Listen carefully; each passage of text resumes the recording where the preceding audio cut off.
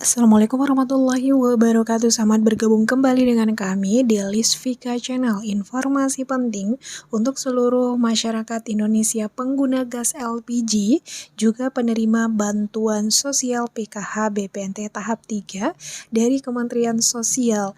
Nah, bagaimana informasi lengkapnya? Teman-teman simak dan tonton video ini hingga tuntas agar tidak ada kesalahan informasi tentunya. Namun, sebelum kita jabarkan lebih lanjut bagi teman-teman ataupun Bapak Ibu yang baru menemukan channel kami, jangan lupa ya untuk di-subscribe, nyalakan juga lonceng notifikasinya, agar tidak ketinggalan update dan seputar informasi bansos dari pemerintah, program Kartu Prakerja, serta informasi penting lainnya. Nah, kita akan menyampaikan terlebih dahulu berkaitan tentang informasi penting untuk seluruh pengguna gas LPG 3 kg, di mana ada perubahan signifikan atau perubahan yang sangat mencolok terkait pembelian gas LPG 3 kg yang tentunya perlu diketahui oleh seluruh masyarakat Indonesia, baik penerima bantuan sosial ataupun yang bukan merupakan penerima bantuan sosial. Nah, di mana pada bulan Agustus ini pemerintah melakukan uji coba pembelian gas LPG 3 kg menggunakan iKTP atau aplikasi My Pertamina. Dan kebijakan ini akan berlaku sepenuhnya nanti di awal Januari tahun 2026. Artinya pembelian gas LPG 3 kg tentu akan dibatasi dan tidak bisa lagi memborong gas LPG 3 kg dalam jumlah yang banyak. Dan tentu nanti agen ataupun pangkalan akan mencatat setiap pembelian yang dilakukan oleh satu orang baik per minggu maupun per bulan. Dan ini tentu berarti satu orang tidak bisa lagi membeli misalnya langsung 10 tabung gas LPG 3 kg. Tujuannya di sini tentu untuk memastikan subsidi gas LPG 3 kg benar-benar tepat sasaran kepada masyarakat miskin atau masyarakat prasejahtera. Nah, nantinya tentu masyarakat yang menengah ke atas atau yang dinilai mampu dalam hal ekonomi dapat dialihkan untuk dapat membeli gas LPG non-subsidi seperti tabung 12 kg. Nah, oleh karena itu pemerintah menghimbau kepada seluruh masyarakat menggunakan pengguna gas LPG 3 kg untuk dapat mengunduh aplikasi My Pertamina dan dapat mempersiapkan iKTP-nya.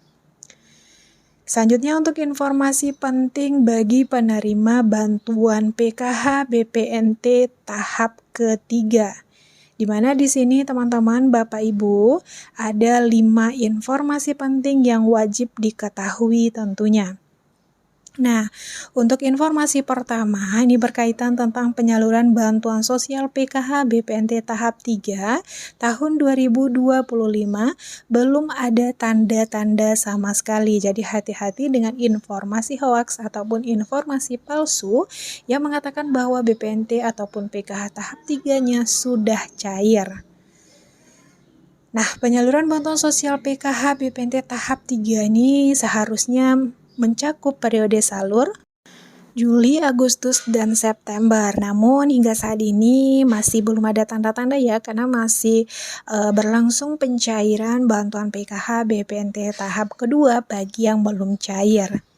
Dan kalau kita lihat progres di aplikasi SIKNG, di sini tentu juga belum menunjukkan perubahan untuk penyaluran bantuan tahap 3 ini. Nah, bahkan periode bulan di aplikasi SIKNG di sini masih menampilkan tahap 2, belum beralih ke tahap ketiga. Dan saat ini fokus utama pemerintah tentu masih menyelesaikan untuk penyaluran tahap kedua melalui PT Pos Indonesia. Dan teman-teman, Bapak Ibu, penyaluran tahap 3 paling cepat kemungkinan besar nanti akan disalurkan mulai di September atau bahkan bisa di Oktober. Jadi teman-teman Bapak Ibu jangan terburu-buru untuk melakukan pengecekan KKS karena pada saat ini masih periode salur untuk tahap kedua atau masih penyelesaian penyaluran untuk tahap kedua. Nah, informasi penting yang kedua yaitu berkaitan tentang penyaluran bantuan sosial tambahan untuk penerima bantuan PKH BPNT berupa beras 20 kg di sini masih berlangsung.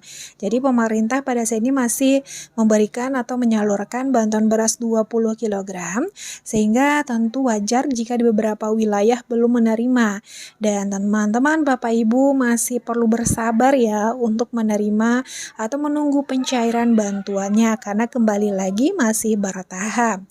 Kemudian untuk informasi yang ketiga berupa peralihan KPM PT Pos ke KKS, di sini masih dalam proses pembukaan rekening kolektif dan akan didistribusikan atau akan dibagikan KKS-nya. Nah, fenomena yang terjadi pada tahun lalu kembali terjadi lagi di mana sebagian KPM yang sebelumnya menerima bantuan sosial melalui PT Pos Indonesia dialihkan ke KKS melalui proses pembukaan rekening secara kolektif. Dan walaupun begitu, sebagian KPM masih akan tetap menerima melalui PT Pos Indonesia jika mengalami kendala dalam pembukaan rekening. Nah, kemungkinan besar penyaluran bantuan sosial bagi KPM yang tetap melalui PT Pos ini akan mengalami kemunduran serupa dengan tahun lalu, di mana prediksinya mungkin baru akan dimulai pada tahap ketiga. Namun bagi KPM yang berhasil dibukakan rekening secara kolektif, tentu di beberapa wilayah proses pembagian kartu KKS dan buku tabungan sudah dilakukan atau bahkan sedang dilakukan. Informasi penting yang keempat ini mengenai masa kepesertaan KPM bantuan sosial, di mana sebelumnya ada beberapa KPM yang bisa menerima bantuan sosial seumur hidup. Pada saat ini Kementerian Sosial membatasi hanya 5 tahun, kecuali ada komponen-komponen tertentu tentunya. Nah, pertanyaannya mengenai masa kepesertaan KPM yang dibatasi hanya 5 tahun adalah benar dan kebijakan ini sudah mulai diberlakukan secara bertahap. Artinya, KPM tentu telah menerima bantuan sosial lebih dari 5 tahun secara perlahan akan dikeluarkan. Tentu melihat kembali kondisi perekonomiannya. Namun tidak menutup juga kemungkinan di tahap ketiga dan berikutnya bantuan ini juga akan mulai terhenti bagi yang sudah lewat 5 tahun. Namun kebijakan ini tidak berlaku ya bagi semua KPM dengan komponen lansia dan penyandang disabilitas dikecualikan dari batasan 5 tahun ini selama data mereka masih eligible atau memenuhi syarat bantuan sosial akan tetap dicairkan. Nah, kemudian penerima tentu yang sudah diputuskan tidak akan dibiarkan begitu saja, dan di mana ada informasi yang didapat menunjukkan bahwa KPM dengan desil rendah namun usia masih produktif dan masa kepesertaannya di atas 5 tahun akan dimasukkan ke dalam program pemberdayaan KPM. Ini bisa berupa pelatihan kewirausahaan ataupun bantuan sosial lainnya untuk dapat membuka usaha. Informasi penting yang kelima berkaitan tentang survei ground check susulan untuk KPM yang off atau tahap 2. Ini adalah kabar yang cukup menggembirakan tentunya bagi KPM yang bantuannya sempat dihentikan khusus di tahap kedua setelah diterapkannya DTSEN. Para pendamping sosial di seluruh wilayah pada saat ini telah menerima BNBA untuk melakukan survei ground check susulan. BNBA ini sudah masuk ya ke SIG-NG Mobile pendamping sosial masing-masing.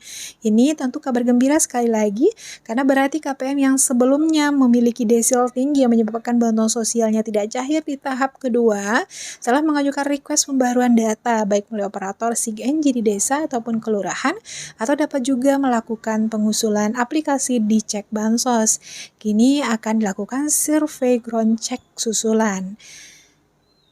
Nah, jika desil kembali rendah, KPM tentu akan kembali berkesempatan untuk mendapatkan bantuan sosial. Penting kembali untuk diingat ya, pendamping sosial hanya bertugas mengumpulkan data dan informasi melalui aplikasi SIG-NG. Nah, itu dia terkait tentang informasi penting untuk seluruh masyarakat Indonesia, pengguna gas LPG 3 kg, dan juga penerima bantuan sosial PKH BPNT tahap ketiga. Semoga informasi yang kami berikan dalam video ini memberi manfaat. Jangan lupa untuk di like videonya, komen tentu dengan komentar yang positif, dan share juga ke seluruh media sosial yang teman-teman Bapak Ibu punya, agar banyak yang terbantu dengan adanya informasi terbaru mengenai bantuan sosial dari pemerintah. Sehat serta sukses selalu untuk semuanya, dan saya tutup. Wassalamualaikum warahmatullahi wabarakatuh.